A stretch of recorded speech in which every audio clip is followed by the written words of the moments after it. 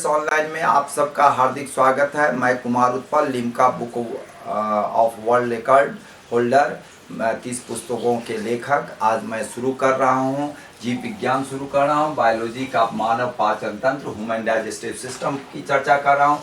मानव पाचन तंत्र, human digestive system दो भागों में विभाजित है। जो इसमें पहला आहार नाल, एलिमेंट्री कैनाल है, दूसरा संबद्ध पाचन ग्रंथि है, उसकी चर्चा करूंगा मैं। एलिमेंट्री कैनाल जो है उसमें मुख गुहा होते हैं, ग्रास नली होते हैं, आमाशय होते हैं, आंत होते हैं। तो मुख गुहा जो होता है वो जिसको ओरल और बक्कल कैविटी कहते हैं, यह आपको चार इसमें आपको छोटे छोटे अंग के बारे में बताएंगे। सबसे पहला जीभ है, टंग है, तालू है, पैलेट है, दांत है, टीथ है और ग्रसनी फायरिंग्स है। ये चारों हैं। उसके बाद मैं आ रहा हूँ आंत की चर्चा कर रहा हूँ। आंत भी दो भागों में विभाजित है। एक है छोटी आंत, स्मॉल इंटेस्टाइन, दूसरी है बड़ी आंत, लार्ज इंटेस्टाइन। संबंध पाचन ग्रंथ है, आपको उसमें सैलिवरी ग्लैंड्स है, यकृत लीवर है, अग्नाशय पैनक्रियास है। तो यह तीन है जो बहुत महत्वपूर्ण है। जितने भी एंजाइम्स इसी से स्रवण इससे स्रावित होते हैं और ठोस जो पदार्थ हैं, भोज्य पदार्थ हैं जो हम लोग ग्रहण करते हैं, उसका पाचन करते हैं। मैं आपको ये सबसे पहला ये चर्चा करना चाह रहा हूँ कि आखिर पाचन तंत्र है क्या। तो जितने भी जटिल ठोस और घुलनशील पदार्थ हैं, उस सारे ठोस और घुलनशील पदार्थों को आपको एंजाइम्स की प्रभाव से, रासायनिक क्रियाओं के द्वारा उसके घुलनशील, सरल और तरल पदार्थों में परिवर्तन कर देते हैं, उसे पाचन कहते हैं। और इससे जुड़े हुए जितने भी अंग और तंत्र शरीर के जुड़े हुए रहते हैं, उनको हम लोग पाचन तंत्र कहते हैं, डाइजेस्टिव सिस्टम कहते हैं। अध्ययन की सुविधा की दृष्टि से पाचन तंत्र को दो भागों में बांटा जाता है। एक एलिमेंट्री कैनाल है जिसको आहार नाल कहते हैं, दूसरा जो है एसोसिएटेड डाइजेस्टिव कैनाल है जिसको हम सहायक और संबंध पाचन ग्रंथियां कहते हैं। तो मैं सबसे पहला आहार नाल की चर्चा कर रहा हूँ।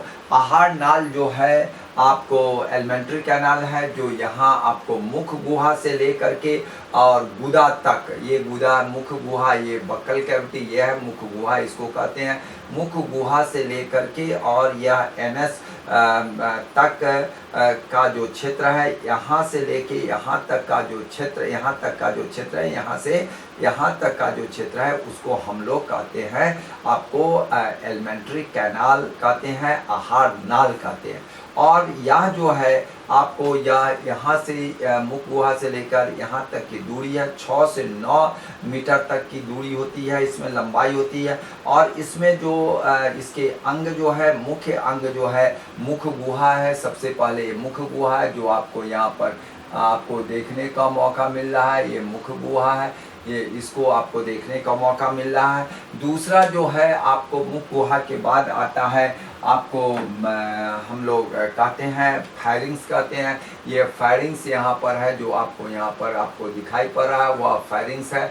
अब इसके बाद जो हम आते हैं आपको ओएसोफेगस है। ओएसोफेगस जो होते हैं आपको ग्रसिका और ग्रास नली, जिसको हम ओएसोफेगस कहते हैं, ये ओएसोफेगस है। इसमें 3 पार्ट्स हैं, सर्वाइकल पार्ट है, थोरेसिक पार्ट है, एब्डोमिनल पार्ट है। सर्वाइकल पार्ट यहाँ पर है, थोरेसिक पार्ट यहाँ पर है, एब्डोमिनल पार्ट यहाँ तक है। मीन्स यहाँ से यहाँ तक है, आपको उसको हम लोग कहते हैं ओएसोफेगस। इससे पहले आपको हमने बताया है ग्रसनी फायरिंग्स, यहाँ पर फायरिंग्स है, और मुख गुहा जो इतना दूर में है वो मुख गुहा। तो यह जो आपका है मुख गुहा जो है से लेकर के ग्रसने, और ग्रसने से ग्रास नली आता है, जिसको हम ग्रास नली को ग्रसिका भी कहते हैं, इसको हम ग्रसिका भी कहते हैं। इसको आप ध्यान रखेंगे, ग्रसिका और ग्रास नली भी इसको कहा जाता है। इसको इसके बाद हम आंत आते हैं। आंत में आपको मुख्य रूप से आंत से पहले थोड़ा आमाशय की चर्चा कर दें। ये स्टोमिक है, यहाँ से यह जो नली है, यह नली को पहले को सर्वाइकल, दूसरे को थोरेसिक पार्ट, तीसरे को एब्डोमिनल। उसके बाद यह जो यहाँ पर दिखाई दे रहा है आपको, ये पार्ट जो दिखाई पड़ रहा है, इसको आमाशय कहते हैं। अमाशय स्टोमिक कहलाता है। अमाशय के बाद से आपको यह जो है सो स्मॉल इंटेस्टाइन है, छोटी आंत है, और ये जो है बड़ी आंत है। तो आपको छोटी आंत जो है आपको यहाँ पर ये अपेंडिक्स के रूप में एंड करती है। इसमें आपको सबसे पहला जो है आपको ग्रहणी है जिसको ड्यूडेनम कहते हैं, और उसके बाद आपको अग्र क्षुदांत्र है जिसको जेजुनम कहा जाता है, ठीक है ना। और उसके बाद जो है इलियम, ये जो पार्ट है इलियम है, और ये अपेंडिक्स है इलियम है। ये तीनों को जो हम कहते हैं आपको मुख्य रूप से स्मॉल इंटेस्टाइन, जो यहाँ पर आपको देखने को मिल रहा है स्मॉल इंटेस्टाइन। उसके बाद लार्ज इंटेस्टाइन है। लार्ज इंटेस्टाइन यहाँ से आप जो देख रहे हैं लार्ज इंटेस्टाइन जहाँ गुदा के रूप में एंड करता है उसको हम लोग लार्ज इंटेस्टाइन कहते हैं। इसके पहले आपको यह जो है रेक्टम है, और यह जो है आपको एनस है, गुदा है। तो यह लार्ज इंटेस्टाइन है, ये जो आपको कुंडलित दिखाई पड़ रहा है वह लार्ज इंटेस्टाइन है। और लार्ज इंटेस्टाइन के बाद जो है सो यह मलाशय है, ये पार्ट जो मलाशय का है, और यहाँ पर है गुदा है जिसके द्वारा ठोस अवशिष्ट और रेसिडुअल पार्ट जो है जिसका कोई यूज़ नहीं है वह आपको चला आता है, इसके द्वारा बाहर चलाता है। तो यह जो है एलिमेंट्री कैनाल, यहाँ से यहाँ तक का एलिमेंट्री कैनाल है। इसके बाद से मैं आपको बता दे रहा हूँ एलिमेंट्री कैनाल आहार नाल के बाद जो आता है एसोसिएटेड डाइजेस्टिव ग्लैंड्स है। देखिए यहाँ पर यकृत है, यकृत को मैंने आपको टिक कर दिया है। यकृत, यह पार्ट यकृत है, यह बहुत महत्वपूर्ण है। इससे पहले आपको सलेवरी ग्लैंड्स है जिसको टिक कर दिए हैं।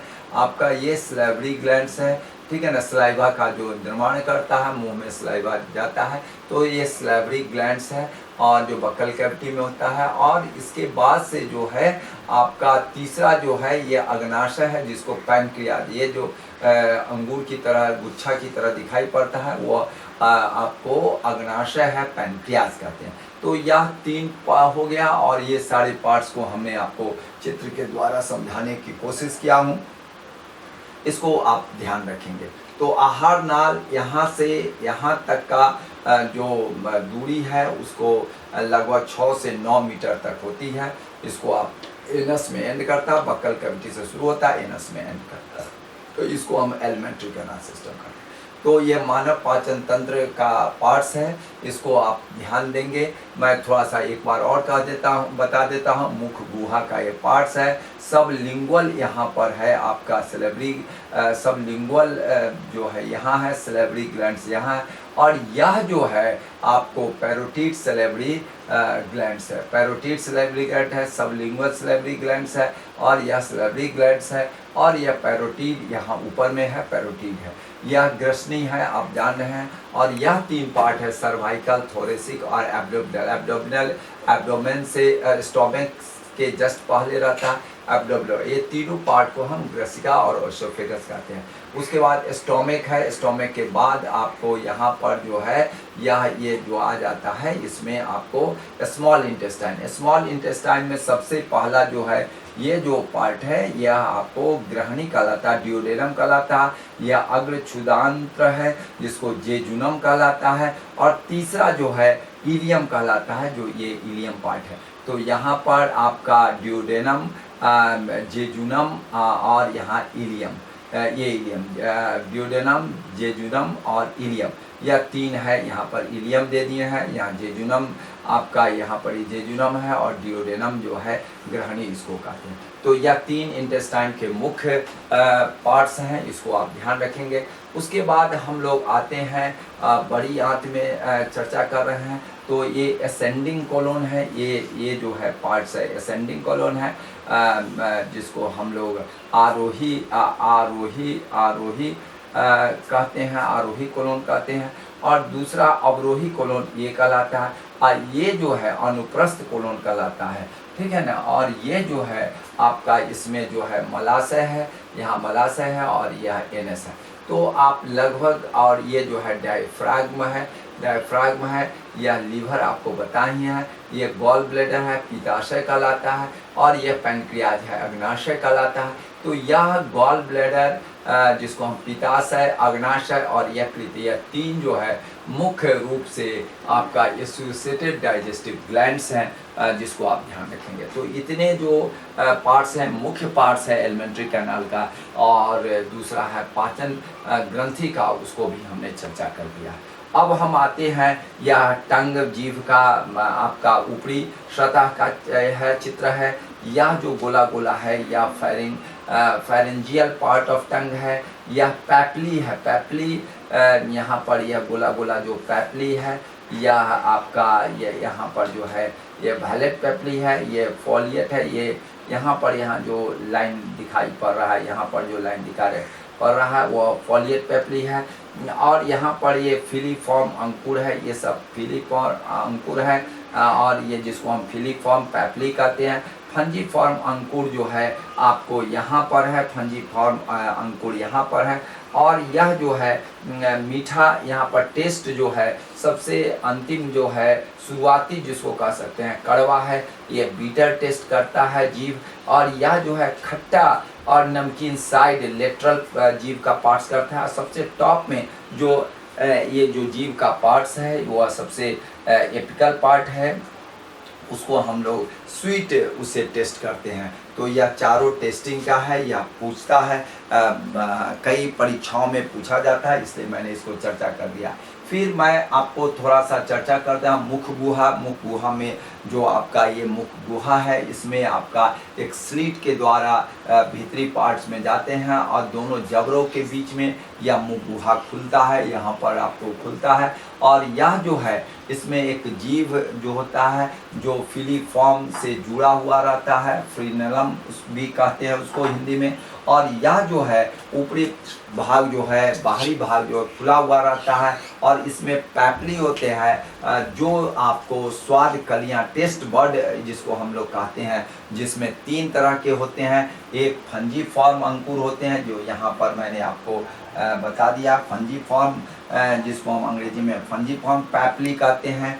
और दूसरे को फिलीफॉर्म अंकुर जिसको फिलीफॉर्म पैपली कहते हैं। और दूसरा जो है सर्कमवैलेंट जो है सर्कमवैलेंट पैपली कहते हैं। तो यह तीन अंकुर जो है सो बहुत महत्वपूर्ण है, जिसको हम लोग टेस्ट बर्ड्स भी कहते हैं।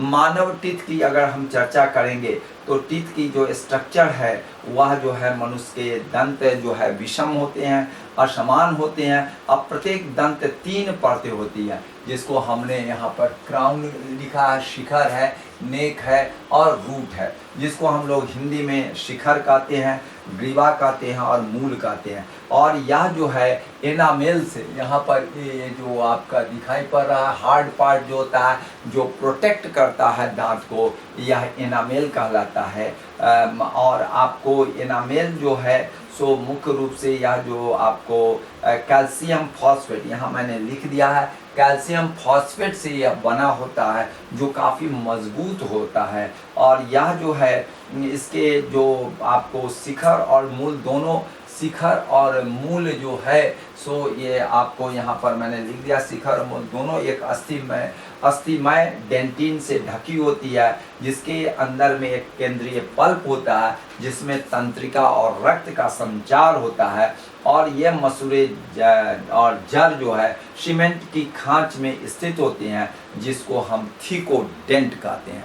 यह थीकोडेंट जो होते हैं ये बराबर जिसको गर्त दंती कहते हैं, यहाँ पर मैंने आपको कर दिया है, अंडरलाइन कर दिया है, गर्त दंती कहते हैं। और यह मनुष्य के दांत जो होता है डायफायोडोंट भी कहलाते हैं, क्योंकि बचपन के दूध के जो दांत है वह जो है वयस्क में अस्थायी दांतों में प्रतिस्थापित होते हैं, चेंजेज होते हैं। तो इसलिए इसको हम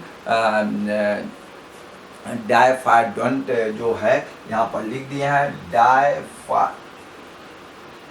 डायफायोडोंट इसको कहते हैं, जो आपको यह परिवर्तित होते हैं। जो बचपन में जो दूध के दांत है वही वयस्क में अस्थायी दांत के रूप में होते हैं। फिर से मैं आपको चर्चा थोड़ा सा चित्र पर चर्चा कर दे रहा हूँ।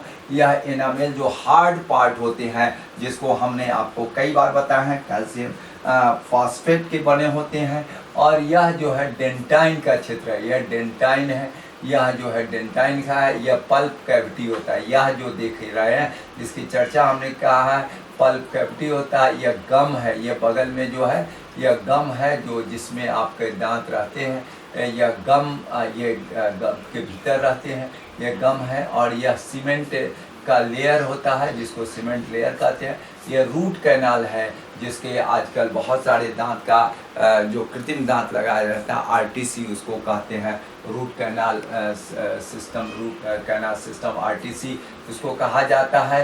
तो यही रूट कैनाल जो है, यहाँ पर ये रूट कैनाल है।